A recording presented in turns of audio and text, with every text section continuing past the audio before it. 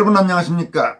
윤석열 정부 집권여당인 국민의힘 신임 당대표와 최고위원, 청년 최고위원을 선출하는 3.8 전당대회 본경선 선거운동이 3월 3일 오후 채널A가 주관한 마지막 당대표 후보 토론회를 끝으로 사실상 막을 내렸습니다.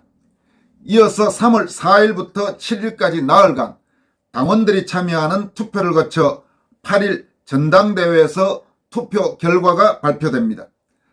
3월 4일과 5일에는 먼저 모바일 투표가 실시되고 이어서 6일과 7일에는 ARS 투표가 실시됩니다.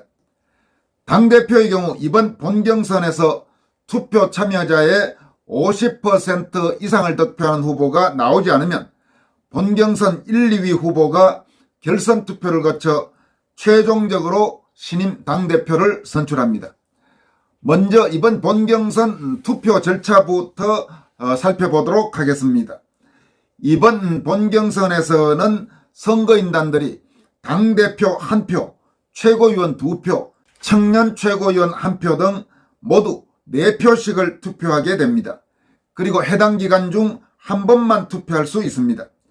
먼저 3월 4일과 5일에 모바일 투표가 실시됩니다. 모바일 투표는 본인 휴대전화에 02-3679에서 1390으로 오는 전화번호라고 합니다. 이어서 모바일 투표에 참여하지 않은 선거인단을 대상으로 3월 6일과 7일 이틀 동안 ARS 투표가 실시됩니다. ARS 투표는 02-6292-4729로 걸려오는 전화를 수신하면 된다고 합니다. 현재 막판 판세는 김기현 후보가 이런저런 종류의 새몰이를 통해서 총력적으로 득표율 높이기에 나선 상황입니다. 전국 여러 지역에서 각 지역의 무슨 지방자치의회 의원들 같은 사람들이 김기현 후보에 대한 지지를 잇따라 선언하고 있고, 사실상 조직적으로 김기현 후보를 지원해 가능하면 본경선에서 과반의 득표를 해서 승부를 결정짓겠다는 생각을 하고 있습니다. 반면 다른 3명의 당대표 후보들, 즉 안철수, 황교안, 천하람 후보는 이번 본경선에서 일단 김기현 후보의 과반수를 저지한 뒤 결선 투표에 나서서 다시 이 승부를 걸어본다는 선거 전략으로 임하고 있는 상황입니다. 마지막 TV 토론회가 열린 3월 3일 황교안 캠프는 박윤성 선거 캠프 대변인 명의의 입장문을 통해서 현재 황교안 캠프는 자체 조사 결과 황교안 후보가 최소 2위로 결선 투표에 진출할 것을 확신하고 있다고 밝혔습니다. 황교안 캠프 측은 김기현 후보의 임야, 상가 등 울산 땅 의혹, 재개발 조합장 김정곤과의 유착 의혹 등에 관한 구체적 정황이 드러남에 따라 당원들이 생각을 바꾸고 있어서 1등을 할 수도 있다는 판단이라면서 황교안 후보를 찍으면 황교안이 당대표가 된다고 강조했습니다. 황교안 캠프 측은 그러면서 1994년 울산 삼산동 상가 매도인과 1996년 차명재산 소송의 의뢰인, 또 1998년 투기 의혹이 있는 임야의 매도인, 2017년 김기현 후보가 울산시장 재직 당시 울산 도시재개발 사업 인가를 이례적으로 신속히 받아간 조합장이 모두 재개발 조합장인 김정곤 씨라면서 김기현 후보는 재개발 조합장 김정곤과 어떤 관계인지를 국민들에게 당당히 밝히라고 촉구했습니다. 황교안 캠프 측에서 이날 강조한 김기현 후보와 김정곤 씨와의 관계는 누가 봐도 석연치 않습니다. 상당히 유착 의혹이 대단히 짙다고밖에 판단할 수 없습니다. 왜냐하면 1994년 김기현 후보가 사들인 상가의 매도인이기도 했고 98년 사들인 임야의 매도인이기도 했고, 그러면서 1996년에는 차명재산 소송을 김기현 당시 변호사에게 의뢰한 사람이기도 했는데, 그런 김정곤 씨가 김기현 후보가 울산시장으로 재직 중이던 2017년에 울산도시 재개발 사업 인가를 이례적으로 신속히 받아간 조합장이라면 그 두 사람과의 모든 관계가 우연히 그렇게 이루어졌다 이렇게 보기는 어려울 겁니다. 뭔가 아주 각별해도 각별한 그런 사이라고 밖에 볼 수 없는데 그 관계를 명확히 밝히라고 촉구를 했는데 이에 대해서 김기현 후보는 별다른 해명을 내놓고 있지 못한 그런 상황입니다. 이제 3.8 전당대회 선거운동이 사실상 끝나고 투표에 들어가는 시점에서 몇 가지 생각해 볼 부분을 여러분들에게 말씀드리도록 하겠습니다. 이번 당대표 선거와 관련해서 자유우파 혹은 보수우파 애국시민들의 정서를 가장 많이 반영하고 있는 후보는 누가 뭐라고 해도 황교안 후보라고 할 수 있습니다. 황교안 후보는 문재인 정권 시절에 문재인 정권에 맞서서 단식과 삭발을 투쟁을 하는 등 치열한 투쟁 경력이 있고 또 그 이전에 법무부 장관 시절 통진당을 해산하는 등 우리나라의 국가 정체성을 지키기 위해서 지금 현재 나온 어떤 후보보다도 치열하게 싸워왔다고 볼 수 있습니다. 또 박근혜 대통령 탄핵 문제에서 다른 3명의 후보보다 훨씬 자유로운 입장이고 박근혜 대통령의 명예회복을 공개적으로 선언한 유일한 당대표 후보이기도 합니다. 그런가 하면 4.15 총선 선거부정 의혹과 관련된 진상규명운동에 적극적으로 나서고 있는 역시 유일한 후보이기도 합니다. 그러면서 개인적인 부분에서도 최근 김기현 후보나 혹은 그전에 안철수 후보와 같은 이런저런 재산상의 문제라든지 그런 부분에서 잡음이 없는 후보라는 점에서 보면 여러 측면에서 황교안 후보가 당대표 후보로 적합한 자질을 많이 갖추고 있다고 저는 평가하고 있습니다. 다만 선거운동 막판으로 갈수록 특히 김기현 후보 측에서 황교안 후보에게 투표를 하면 사표가 된다면서 김기현 후보에게 표를 몰아달라고 호소를 하고 있고 일정 부분 그런 주장에 갈등하는 당원들도 있는 것으로 알고 있습니다. 그러나 이번 당대표 선거의 경우 적어도 본경선에서는 사표 방지론이라든지 될 사람 밀어주자라든지 그런 식의 논리는 전혀 설득력이 없다는 점을 여러분들에게 강조하고자 합니다.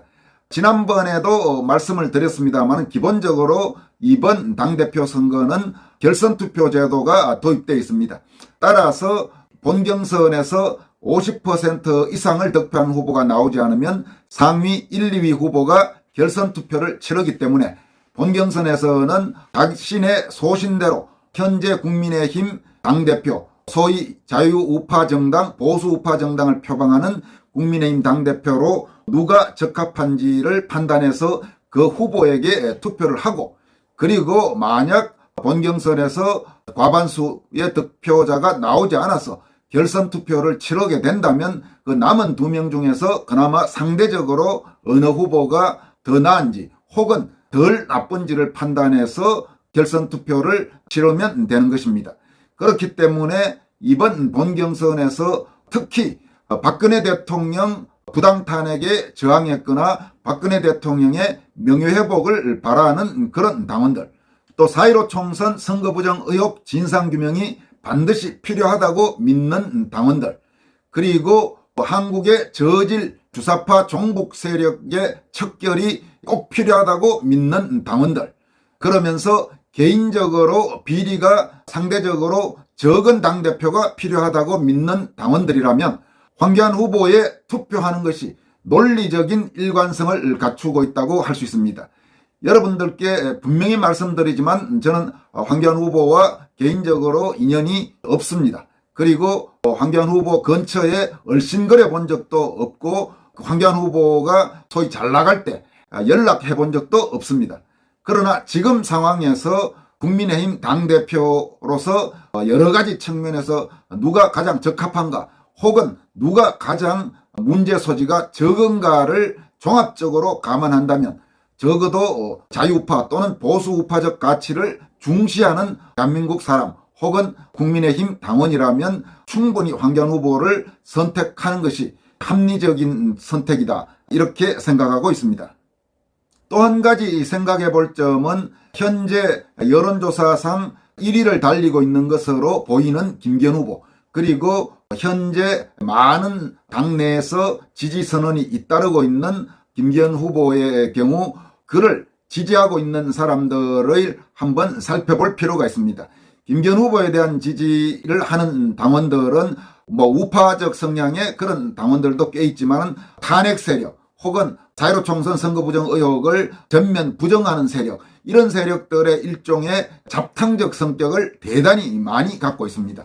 물론 그런 잡탕적 성격이 어쩌면 이번 당대표 선거에서 좀 더 많은 득표를 하는 하나의 원인이 될 수는 있을지 모르지만, 만약 자유우파 또는 보수우파적 가치가 뚜렷하고 지금까지 대한민국이 해결해야 될 몇 가지 핵심적 사안들, 가령 아까 말씀드린 종북 세력과의 투쟁, 또 박근혜 대통령의 명예회복 문제, 그리고 4.15 총선 선거 부정 의혹의 진상규명, 혹은 개인적인 비리 의혹이 적은 사람, 이런 여러 가지 조건에서 상대적으로 우월해 보이는 황교안 후보를 포기하고 대세에 따라서 김기현 후보를 선택해서, 만약 김기현 후보가 본 경선에서 바로 과반수 득표로 당대표로 선출될 경우 한국의 자유우파 애국 세력, 보수우파 애국 세력의 설 자리는 사실상 거의 없어진다고 해도 과언이 아닙니다.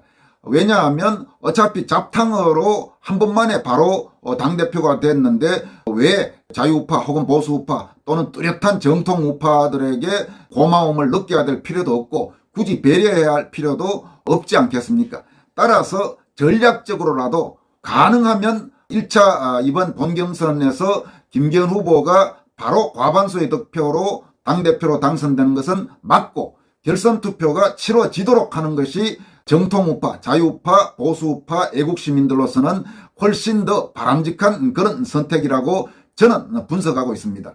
그래야 바로 이 방송을 보고 계시는 시청자들 같은 애국시민들, 대한민국을 정말로 사랑하고 아끼는 국내외 한국인들을 국민의힘의 지도부가 무서워하고 앞으로 총선까지 가는 과정에서도 눈치를 보고 또 공천 과정에서도 소홀히 할 수 없는 시스템으로 만들어 놓는 것이 훨씬 더 전략적으로도 필요하다고 저는 확신하고 있습니다.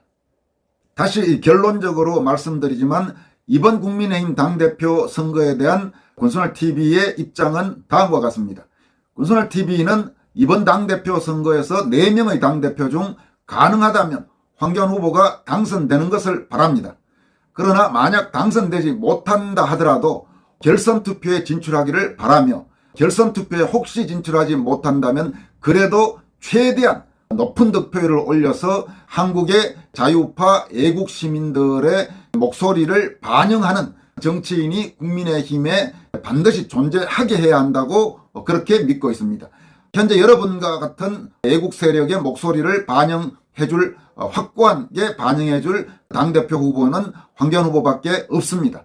분명히 말하건대 안철수 후보나 천하람 후보는 말할 것도 없고, 김기현 후보도 국내외 애국 세력의 목소리를 충분히 반영하기는 쉽지 않은 구조로 현재 돼 있습니다. 따라서 만약에 김기현 후보가 당선되더라도 여러분들의 애국 충정의 목소리를 의식할 수밖에 없도록 이번 당대표 투표 과정에서 그런 흐름이 나타날 수 있기를 바랍니다.